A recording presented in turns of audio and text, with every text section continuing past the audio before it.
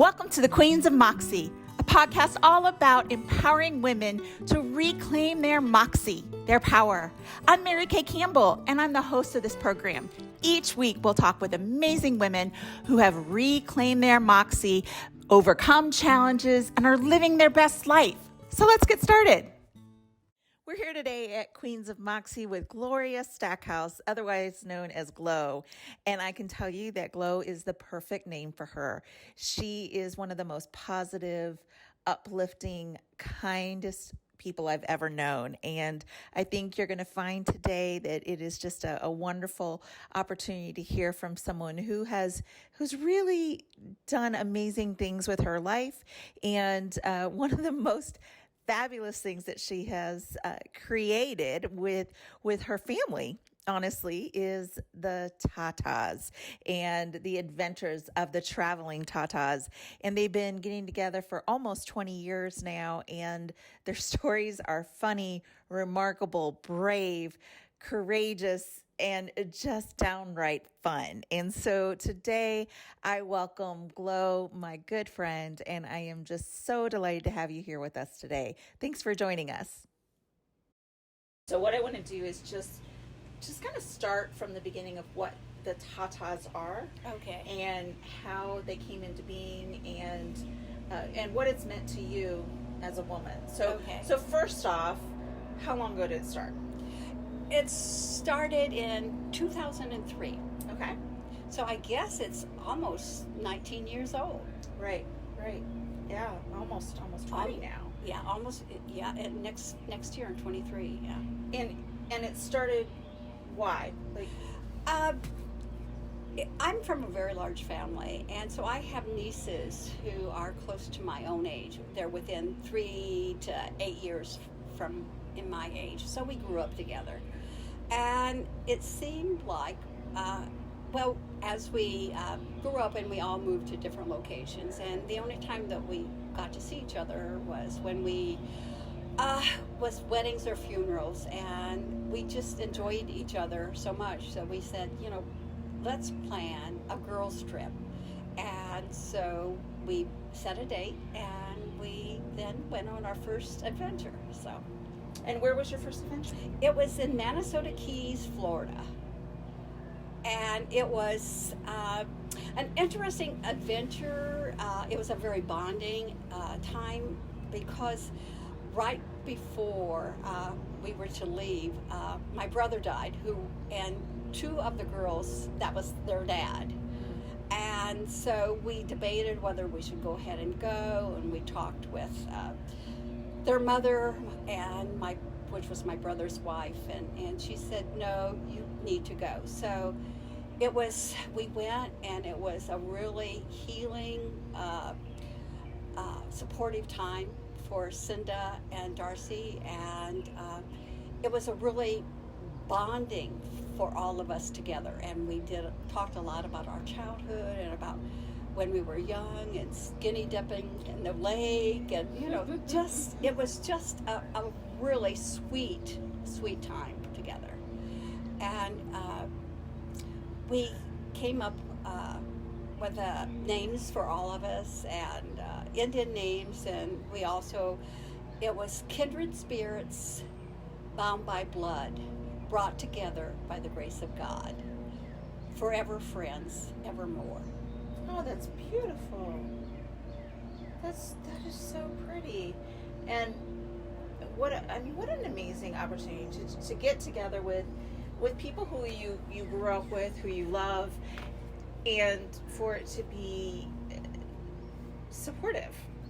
It is, and I think one of the most important things is because we did grow up together, and a lot of people don't have this gift, is there was trust right away. Right. So anything that came out of our mouths, or anything that we were troubled by, or anything like this, there was no judgment. Yeah. It was just trust, and it was also, we came up with what happens at the Tatas stays at the Tatas. Yes. So yes. stays with us. Absolutely. So, yeah. So what's one of the wildest things that you did as a group? Oh, gee. I'm trying to think. We did so many fun things. The first, one of the adventures that we went to a winery in Michigan, Traverse City. It was called Black Star. And at that time, we were still kind of feeling our way. So we decided this would be the hat adventure. Okay. The hat adventure trip. So we all got hats and we all bought blinking sunglasses. Now, were the hats like great big ones? Great big hats, floppy hats, and then with our big and flashing sunglasses. And they would do different colors, or or you could just keep them on a certain color. And so we went to Black Star Winery, and it was like a bed and breakfast, and they had an event that was coming up. It was an art event, and they asked us if we would like to stay that weekend, and we said no, we didn't think so, because we were going to move on and we were going to go to Mackinac. And they said, oh, that's really too bad, and we would like to have you stay if you would like. And so anyway, so we spent some time there, and they had this wonderful sauna room. And so we all decided one afternoon that we would take a sauna. So I went down and got the towels, and they also had a tremendous bathtub, and then a tremendously big shower with a sauna room. So we went to the sauna room, and we did a sauna and said, oh, we need a shower. So we all got in the shower, took a shower, and then we said, that bathtub is really big. So we emptied all of their bubble baths. Oh my gosh. Into the bathtub, and we all got in. All 5 of us got in and took a bath together. And laughed, and we went through 21 towels. Oh my goodness. Yes, we did. So anyway, being that I was the oldest and the aunt. You were the responsible one. I was the responsible one. So I was the one that I gathered up all the towels and went to the front desk, and I went up and I said, we went through all your towels, and I'm so sorry, but we've had so much fun. And want to thank you, but we cleaned, we wiped everything up. There's everything, the towels are dirty, but everything is really clean in there. So, and the girl said, I know we heard you. Oh, that's awesome. But anyway, so finally they did convince us at no charge to spend the extra day and go to this event that they had planning, and they had music that night. So we all wore our hats and our flashing sunglasses, and the people who did the event even called attention to us sitting at our own little table. And then the music group who was there came over and said, could we borrow your hats and glasses? So they used our hats and glasses, and then they went up and they sang a couple songs and then returned them to us. I mean, I think it speaks volumes to the energy that you guys have, that an organization, a business would say, please stay with us for free, because we want you here because of the kind of energy that you bring, and the positivity and the excitement and the zest for life that you exude. And it's not just the hats and the flashing glasses, but it's who you are and what you do. And I'd love to know a little bit more. Well, first, before we get into a little bit more about some of the other adventures you've had, I love the story about how your group got its name. And so would you share just a little bit about that? Well, I have been prior to our Tata visit, to our visit, I've been in England with another group of ladies. And in England, when you leave, you say Tata till we see you again. And so when we were in Florida the first time together, and we were thinking, oh, we need a name, but we can't think, the yayas were taken, and we couldn't think of anything for a name for us. And so we all went back to Tampa International Airport, and we were in the Centrum, and we were all going our different ways. Some were going back to Indiana, some were going to Arizona, and some were going to Colorado. And so as we were getting ready to leave the Centrum, I said to everybody, as they would say in England, ta-ta, everyone, till we see you again. And we all said, that's it. So we're the Tatas. And we had no idea that there was another connotation to the Tas. Right. Yeah, so that's how the Tatas were formed. And it's the Adventures of the Traveling Tatas. Yes. And we have a following on Facebook. I think that is awesome. Oh, and an interesting thing. This May, I was in Hilton Head. Yeah. And there were a group of 5 women sitting around against a wall. And they were waiting to get into a restaurant. And one of them got up to take a picture. And so I walked over and I said, excuse me, wouldn't you rather be in the picture? And she said, oh, yes. And I said, I know, I travel. And, it's always so nice if somebody offers, with a group of women, someone offers to take my picture, take our pictures as a group. And the one girl says, you look familiar. What's the name of your group? So I said, well, the Adventures of the Traveling Tatas. And they said, we follow you. And they were from Michigan. Oh, that's fabulous. So you're inspiring people. Yes. And so they were vacationing in Hilton Head. And so they recognized me from the videos and the pictures. Oh, I think that's fabulous. That is fabulous.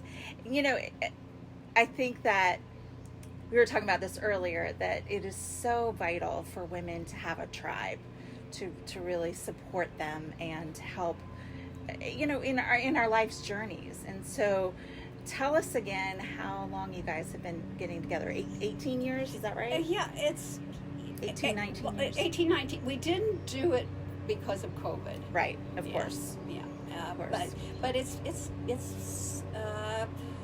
2006, I think, is when we first started. So it's and 18 years. You say you're the oldest. I'm the oldest. So what's the age range from youngest, like not everybody's age, but from what to what? Okay, I just turned 79. Yay!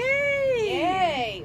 Yes, so happy. I appreciate every birthday. Absolutely. And some are 75, and some just hit 70. Okay, all right. So about a 9-year span. Yeah, 9-year span. Yeah.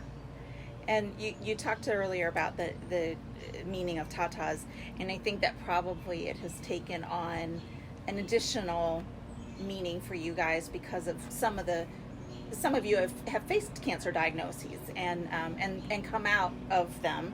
Yes.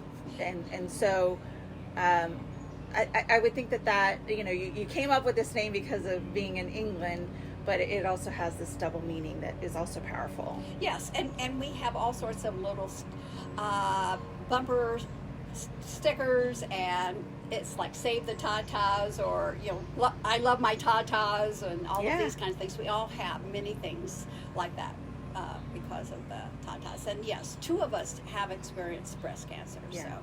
Yeah.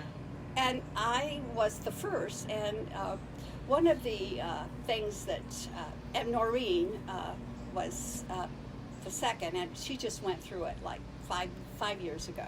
And anyway, it was interesting because she had just had a mammogram and was called back before we went on our trip, and she said, well, I'm going to go anyway. And the doctor said, well, I will call you while you're there and let you know. Well, anyway, she got the call, and she said, Glo, would you sit with me and listen to what it is? And so I said, of course. And so she called the doctor's office, and she got the news that it was cancer, and that she would be starting treatment when she got back. And so she said, could you talk with my doctor and ask questions? And so I asked questions like, was there a breast surgeon involved, and did they have my mind just went blank, the person who gives you The oncologist. The oncologist. Excuse me for No, it's okay. My mind just went blank. And so anyway, and did they have an oncologist? And so was there a group of doctors who were going to be treating Noreen? And did they have them lined up, or would they be having them lined up? And they said yes, and Noreen said, "Thank you for saying that." Right. Because she said, "I feel more comfortable knowing that there is a team." Right. And so I went to Noreen at that time, and she will tell you this herself, and so this is why I'm mentioning it. I put my arms around her, and I said a prayer. Yep. And she told me many, many times, she said, you doing that for me and putting your arms around me and praying, not only for me, but for my physicians, for my children, for my husband. She said, I was never apprehensive. I always looked for the silver lining. Yeah. Yeah. So that is the type of group that we've had, and we've had going through children's divorces and other medical issues, and we have always been there for each other. Yeah. Always. And sending monkey slippers that squeak when you walk to leopard pajamas. I mean, if someone is having a difficult time, no matter what their situation is, that the tie is just a text away or a phone away, and we take care of each other. Yeah. And we do FaceTime together too. So that's incredible. And you said that you guys are in touch with each other like every other day at least. Oh yes, yeah, we are. So you have like a group text that you send things to? We do, and we text each other. And I know this sounds very juvenile, but we have a game that we play together. It's Angry Birds, and we have our own little group. And I swear, one of them stays up till late at night on the very last night to win. Oh, she always wins? Just about every time. Oh, that's funny. Yeah, that's funny. But anyway, so we do that. So we'll look every day and say, oh, well, Darcy's played, or Cinda's played, or Noreen's played, or I've got to catch up, or whatever it is. It's just, it's just a funny little trivia thing, but it still is. It's a connection. Right. It's a connection. So, but we talk just about every other day or daily with some, either by text or by messages. So, what has that connection with each other and support meant to you personally over the last 18, 19 years? Well, it's I don't, maybe I can go back to kindred spirits, because it is such an important part, and all of our husbands knows that nothing interferes with a Tata visit. Yeah. A Tata trip, because it's so important. We come back refreshed, renewed, and it's just a support that I wish other people had. Right. Well, I know I told you this earlier, but I just had my 50th birthday, and I went to the beach with a group of women, and as I said, it was just supposed to be a fun weekend at the beach, and it ended up being so powerful and so important. And we all said we're doing this every year, and we're going to figure out a way to do this. And wherever we go, we go.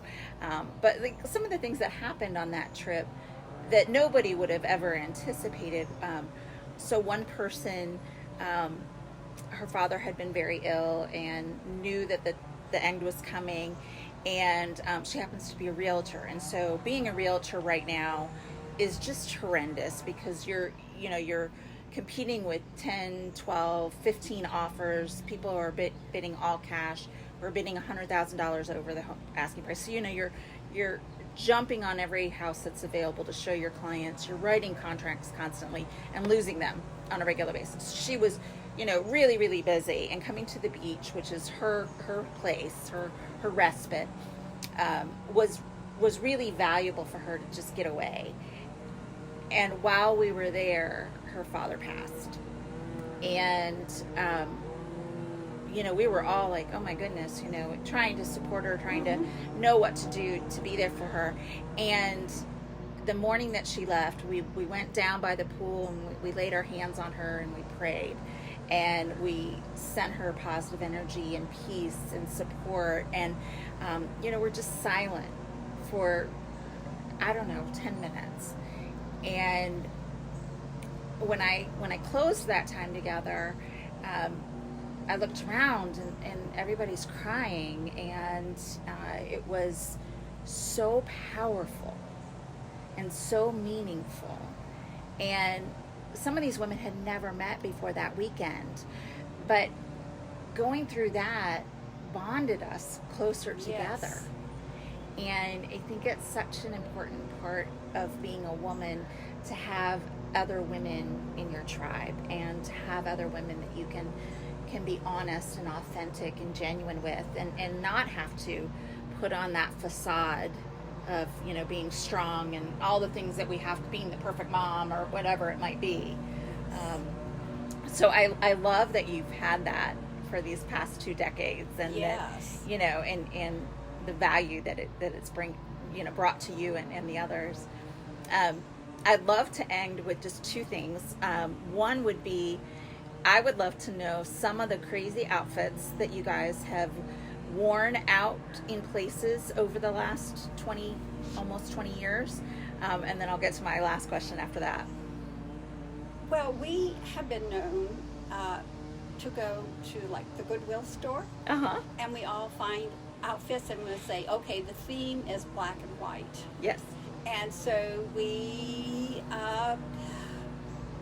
buy them, and we go up, we all wear them, and we all go out to dinner. We have our pictures taken in them, and sometimes we have been in groups in a restaurant or something, and people will notice, and especially the one time we all bought fish dresses. Fish, big fish. I mean, and it's turquoise and orange and red and blue, and it's from it's a boat neck, and it goes all the way to the floor with a sled up the slide. And it's shaped like a fish? No, it's not but it's just big fish all over the dress. Okay, big fish all over. Okay. Dress. Okay, so I mean, it's very striking. It's something, if you've seen it, you won't forget it. Well, anyway, so one night we in fact, when we went into the little dress shop that we went into, and we saw them, and it's like one size fits all, so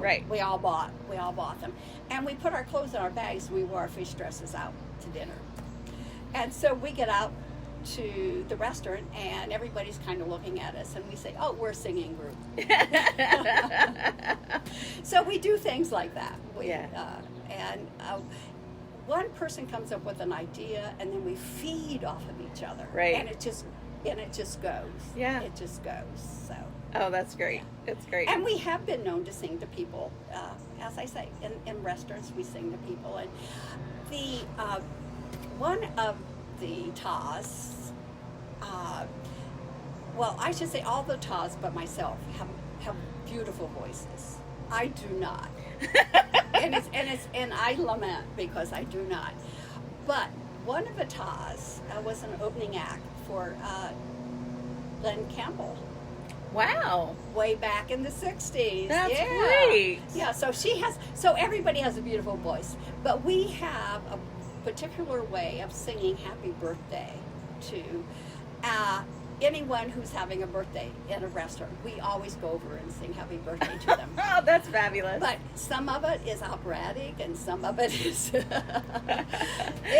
some's like Tiny Tim, and some we have it down to a T, and people either look at us like, or else they absolutely love it because it's so outrageous. I mean, but it's really fun. Oh, I love it. I would love to see that. Do you have a recording of it at some point? I might have some. Oh, we'll have to get that. Yes, for sure. So my last question for you is, you have lived this amazing life. You've raised 2 kids that are fully grown, have their own kids, and their kids are reaching adulthood. And what would be the thing that you would tell someone who's in midlife, who's trying to figure out how to live their authentic life, how to be true to themselves? Oh, gee, I'll have to think about that for a second. But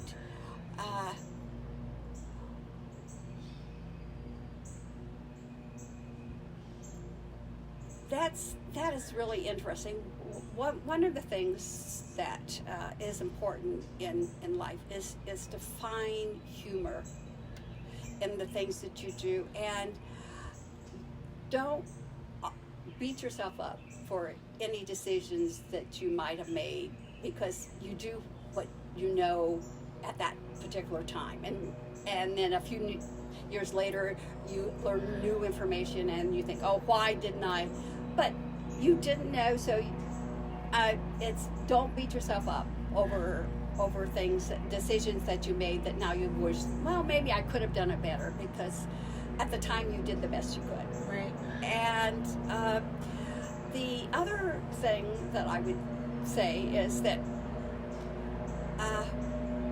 when you get up in the morning, you look and you see what clothes you're going to put on. And so you also get to choose your attitude. Yeah. And so